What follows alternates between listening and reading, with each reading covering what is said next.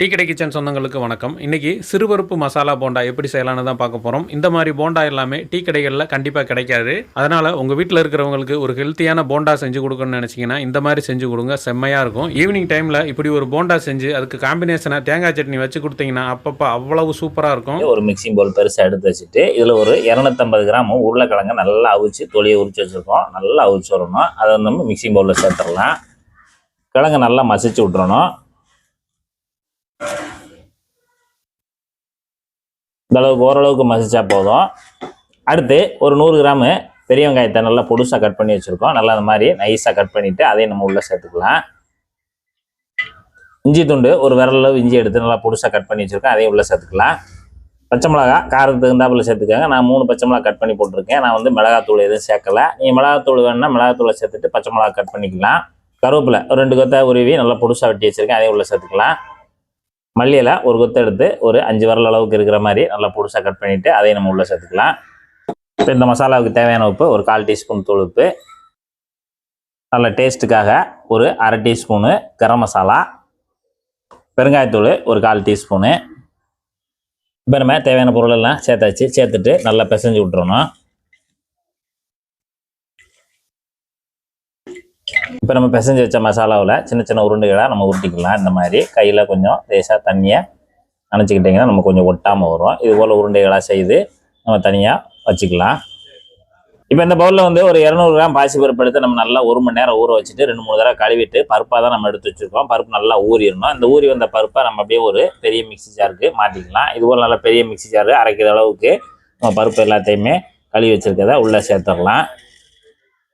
இப்போ நம்ம பாசிப்பருப்பில் செய்கிற பண்டம் எல்லாமே நல்லாயிருக்கும். ஆனால் பாசிப்பருப்பு நம்ம சேர்த்துக்கும் போது அடுத்து உளுந்தம்பருப்பு ஒரு 50 கிராம் அதேமாரி ஒரு 1 மணி நேரம் ஊற வச்சு 2-3 தடவை கழுவிட்டு எடுத்து வச்சுருக்கோம். அதே நம்ம இந்த மிக்சி ஜாரில் சேர்த்துக்கலாம். நம்ம இந்த உளுந்தம்பருப்பும் பாசிப்பருப்பும் சேர்த்து பண்ணும்போது டேஸ்ட் வந்து பக்காவாக இருக்கும். அதனால் நீங்கள் இதே மிக்சிங்கில் ரெடி பண்ணி வச்சுக்கோங்க. தண்ணி ஒரு 50 ml மட்டும் சேர்த்துக்கோங்க. 50 ml தண்ணி சேர்த்துட்டு நல்லா அரைச்சி எடுத்துகிட்டு வந்துடுவோம். இப்போ நம்ம 50 ml தண்ணி சேர்த்துட்டு மாவு பார்த்தீங்கன்னா இந்த மாதிரி நல்லா நைஸாக அரைச்சிக்கிறணும். ரொம்ப தண்ணியாக இருந்துடக்கூடாது. இந்த அளவுக்கு நல்லா ஒரு கெட்டி பதத்தில் இருக்கணும். இதே மிக்சி ஜாரில் காரத்துக்கு ஒரு 1/2 டீஸ்பூனு தனி மிளகாத்தூள், தூளுப்பு ஒரு 1/4 டீஸ்பூனு, பெருங்காயத்தூள் ஒரு 1/4 டீஸ்பூன். இப்போ இந்த மிக்சி ஜாரில் இதை சேர்த்துட்டு ஒரு தடவை நல்லா கலந்து விட்ருங்க. கலந்து விட்டுட்டு இப்போ நம்ம ஸ்பூன் எடுத்துகிட்டு இப்போ நல்லா மிக்ஸ் ஆகிற அளவுக்கு அரைச்சி எடுத்துருவோம். இப்போ நம்ம அரைச்சி எடுத்துகிட்டு வந்த அந்த பாசிப்பருப்பு மாவை வந்து நம்ம ஒரு மிக்சிங் பவுலில் எல்லாத்தையும் மாற்றிடலாம். இப்போ அரைச்சதை நம்ம மிக்சிங் பவுலில் சேர்த்துட்டு அடுத்து ஒரு 50 கிராம் பச்சரிசி மாவு, நம்ம சாதாரண பச்சரிசி மாவு பாக்கெட் மாவு தான், இது ஒரு 50 கிராம் சேர்த்தா நமக்கு அந்த மிக்சிங்கில் போட்டு லேசாக நமக்கு மேலே கிறிஸ்பியாக இருக்கும், சாப்பிட நல்லா அருமையாக இருக்கும். இப்போ ஒரு தடவை இதை சேர்த்துட்டு நல்லா ஒரு தடவை கலந்து விட்ருங்க. மாவு பார்த்தீங்கன்னா நல்லா இந்த அளவுக்கு நல்லா திக்காக இருக்கணும்.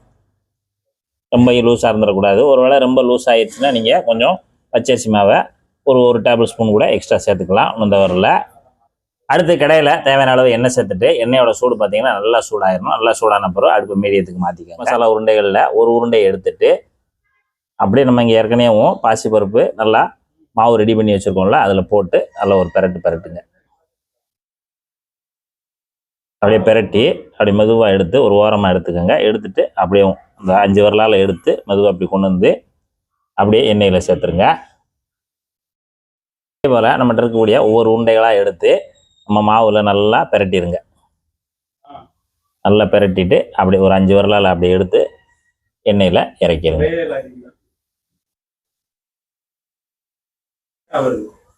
இப்போ நான் ஒரு ரவுண்டுக்கு தேவையான அளவு ஒரு 8 பீஸ் வந்து உருண்டைகளாக நான் செய்து போட்டிருக்கேன். நல்லா ஒன்று ஒன்றா திருப்பி விட்ருங்க. ஒரு நிமிஷத்துலேயே நமக்கு அந்த சைடு ரெடி ஆகிரும். இது போல் திருப்பி விட்ருங்க. கிட்டத்தட்ட நமக்கு இது ரெடி ஆகிறதுக்கு ஒரு 5 நிமிஷம் ஆகும். அதாவது பொறுமையாக மீடியமான ஹீட்டில் நமக்கு ரெடி ஆகிறதுக்கு ஒரு 5 நிமிஷம் ஆகும். இந்த சமயத்தில் எல்லாத்தையும் நம்ம அரிசி எடுக்க ஆரம்பிச்சிடலாம். அவ்வளோதான், நம்ம ஒரு ரவுண்டு சூப்பராக எண்ணெயில் போட்டு அருமையான ஒரு முங்தால் போண்டா எடுத்தாச்சு. இப்படி பார்க்கும்போதே செம்மையாக இருக்குது. டேஸ்ட்டு அள்ளும்.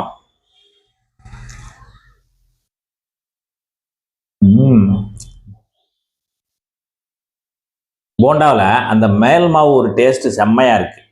உள்ளுக்க அந்த ஒயிட் மசாலா நல்ல கரம் மசாலா வாசம் அந்த பச்சை வெங்காயம் கடிச்ச அந்த உருளைக்கிழங்கோட சாப்பிடும்போது சூப்பராக இருக்கு.